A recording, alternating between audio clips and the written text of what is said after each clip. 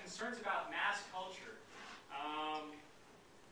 I just had a friend who was saying, there's nothing like the Beatles, man. Nothing that everybody's like, this is amazing stuff, revolutionary stuff.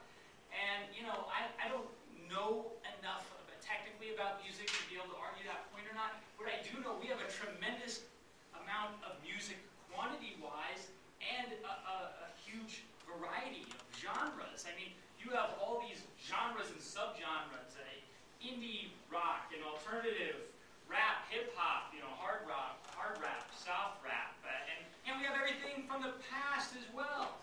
We've got so much, and it's all available via the internet, via MP3 downloads. I mean, and this goes across to television. We've got so many different ways in order to get the things that we want. Is that there is no mass culture anymore because we can get the things that we want, specifically meet our niche demands. I keep getting told I'm running out of time. There's a lot I want to talk to real quick, especially in regards to minorities and women. They are able to flourish mainly because of markets and especially market innovation.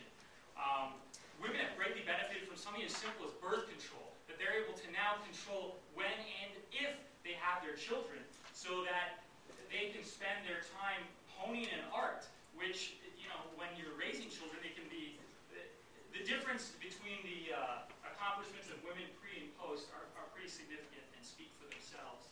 As well as the fact that the arts market that was developed for literature hugely benefited women in 18th century England when it was taken away from strictly patronage, from patron sources of income. Well, I think I'm just going to skip to the end. I'd love to talk more. It's United Nations Day, by the way. Happy United Nations Day. They passed a cultural protectionism treaty in 2005. 148 countries voted for it. They want to keep their own culture. France and Iran, two great places to be, I'm sure. And they basically don't want American movies, but as you can see, they voted with their dollars. All of these were Hollywood, but this was influenced by Britain. This was influenced by Japan. Everything we have now is a mix, a combination of stuff. I've got to talk. He keeps telling me I'm done. Thank you.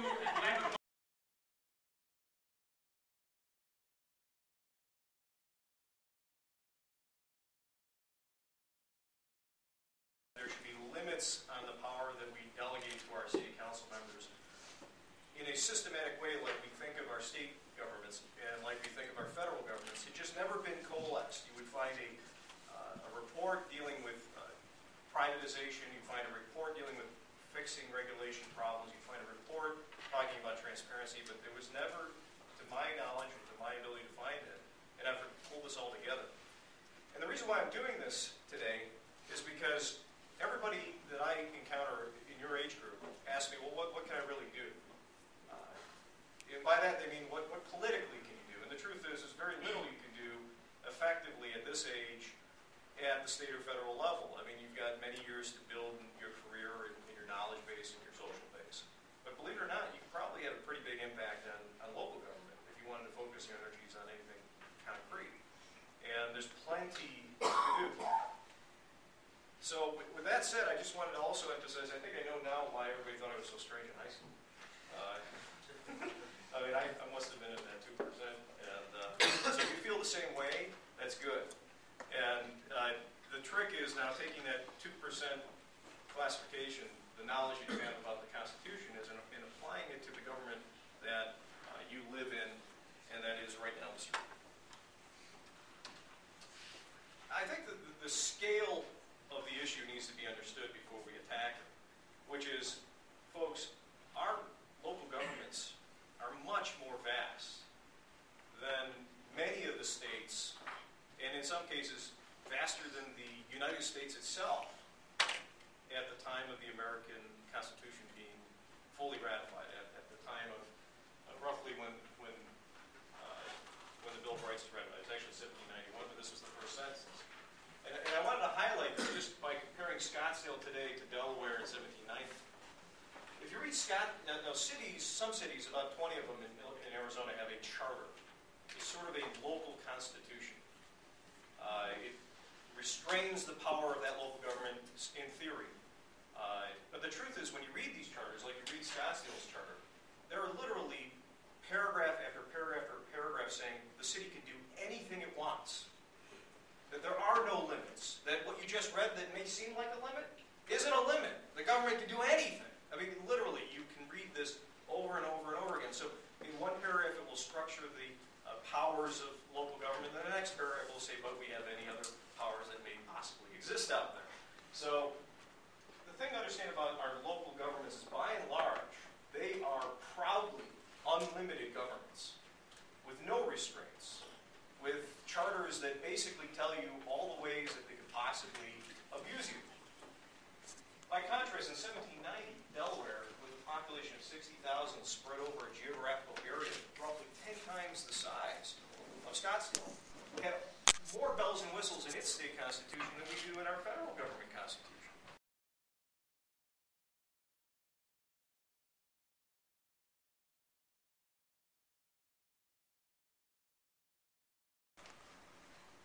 I really want to hammer this home. Maricopa County has the same population roughly as the entire United States, across the entire United States eastern seaboard in the first census. Does Maricopa County have any restraint on its power? None.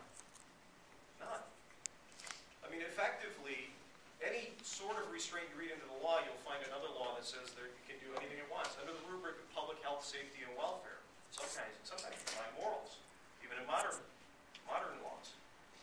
So the bottom line here is, we're not dealing with the Norman Rockwell town hall meeting where we're all singing Kumbaya and figuring out how to work out our differences at the local level.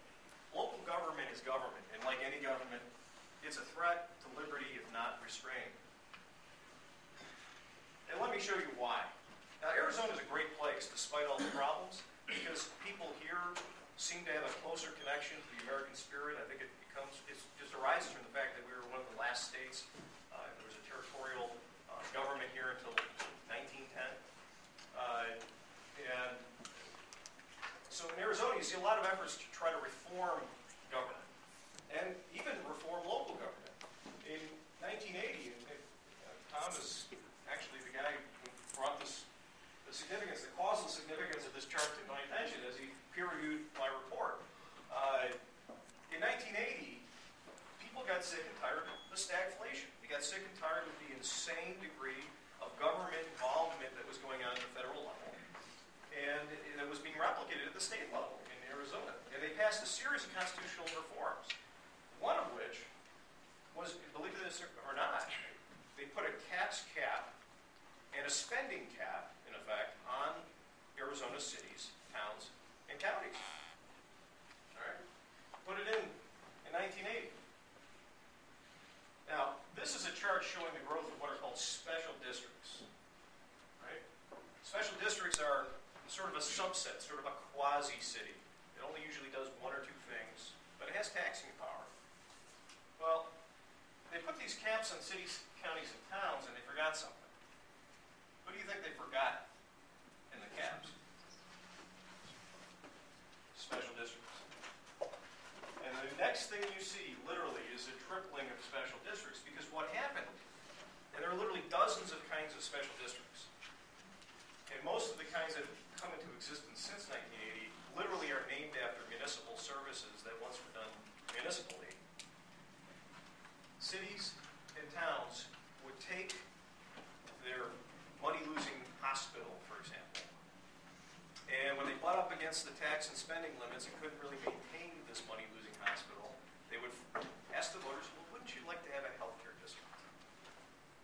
And the voters would say, yes, we love healthcare. And so they toss off the hospital into the healthcare district after the voters approved it, and lo and behold, that hospital could tax and spend without a cap. And the city was free now to spend up to the cap that had been previously taken up by the hospital. And there are stadium districts, there are jail districts, there are irrigation districts, water districts, road districts. I mean, there's every kind of district for anything you can imagine. And this is what cities been doing, is they've been buttoned up to these caps.